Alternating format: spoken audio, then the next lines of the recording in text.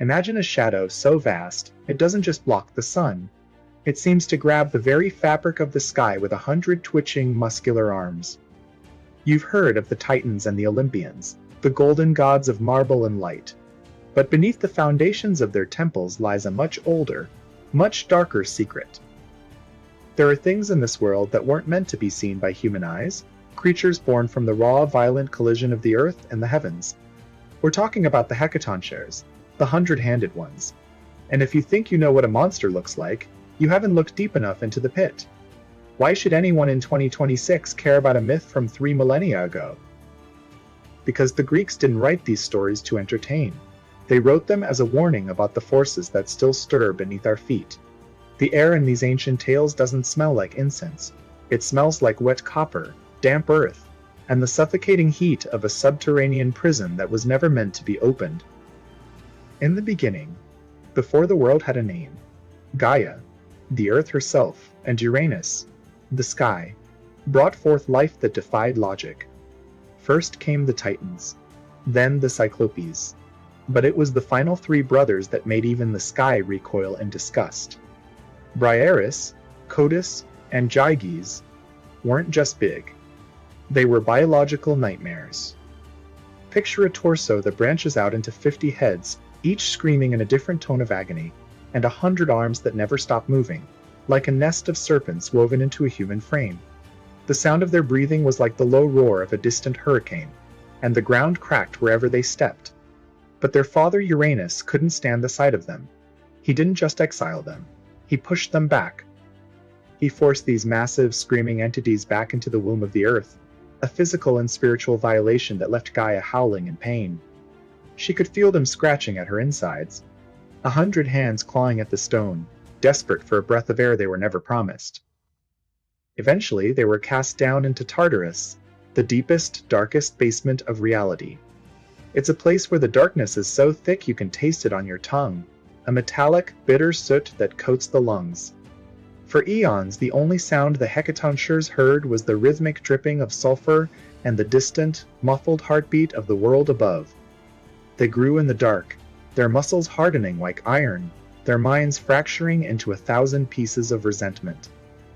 But what the gods on the surface didn't realize was that a war was coming that would make them beg for the very monsters they had discarded. If you think this was just a myth, wait until you hear why the most powerful god in history had to go down into that hole and strike a deal with the devil. By the time Zeus rose to power, the world was on fire. The Titanomachy, the great war between the new gods and the old, had dragged on for 10 years with no end in sight. The mountains were being leveled, the seas were boiling, and Zeus was losing. He needed a weapon, something so violent and so relentless that it could break the will of the immortal Titans. He remembered the stories of his uncles, the 3 brothers rotting in the basement of the universe. He descended into the abyss, the air growing colder and thinner with every step, until he reached the gates of Tartarus. He didn't find broken shells, he found engines of destruction. He fed them nectar and ambrosia, the food of the gods, and as the golden liquid touched their tongues, the 100-handed ones felt their strength return. But here's the thing about letting a monster out of its cage.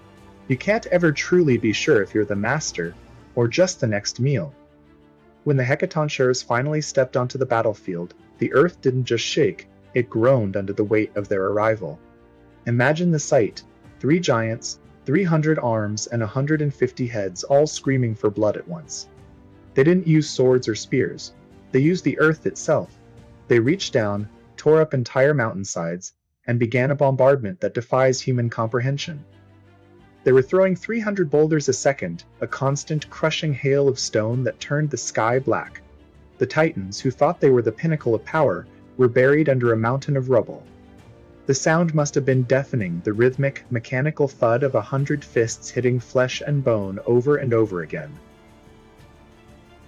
Zeus won the war, but at a cost. He saw what they could do. He saw that even he, with his lightning bolts and his throne, was nothing compared to the raw, chaotic output of the 100-handed ones. You might be wondering why the world feels so stable today if such things ever existed. Take a look at your surroundings and consider this. The ancients believed that after the war, The Hecatoncheires didn't just vanish. They were assigned to be the jailers of Tartarus, standing guard at the bronze gates to ensure the Titans never escaped. But there's a more chilling interpretation that modern science is only now beginning to touch. Geologists often talk about the massive, slow-moving plates that shift beneath our feet, the tectonic forces that can level a city in seconds. To the Greeks, those weren't just plates of rock. Those were the hands. When the earth quakes and the mountains crumble, it's not a random geological event. It's the Hecatoncheires shifting their grip. It's the sound of 100 hands trying to find a better hold on the foundations of our world. If you're starting to feel like the ground beneath you isn't as solid as it was 10 minutes ago, you're beginning to understand the existential dread the ancients lived with every day. They knew that our civilization is built on top of a cage, and the bars are made of the very monsters we try to forget. There is a distorted truth in the myth of Briareus and his brothers. It's the idea that order is only maintained by a greater, more terrifying chaos. We like to think of Zeus as the hero who brought law to the universe, but he only did it by weaponizing the things that haunt our nightmares. The Hecatoncheires are the personification of the too much, too many limbs, too much power, too much hunger. They represent the parts of nature that don't care about human logic or divine justice. They are the entropy that waits at the edge of the map. There's an old fragment of a lost text that suggests Zeus didn't just leave them in the pit to guard the Titans. It hints that he left them there because he realized that if they ever turned their 300 eyes toward Olympus, the reign of the gods would end in a heartbeat. He didn't give them a job, he gave them a distraction. He kept them busy so they wouldn't notice that the gods were weak. As we sit here in 2026, looking at our screens and living our digital lives, we tend to forget that we are still living on the back of a beast. We haven't conquered the monsters, we've just buried them under layers of concrete and denial. But the concrete is cracking, and the denial is wearing thin. Every time a volcano erupts or a fault line snaps, it's a reminder that the 100-handed ones are still down there, deep in the dark, where the smell of sulfur never fades. They are patient. They have been in the dark for a long time, and they know how to wait.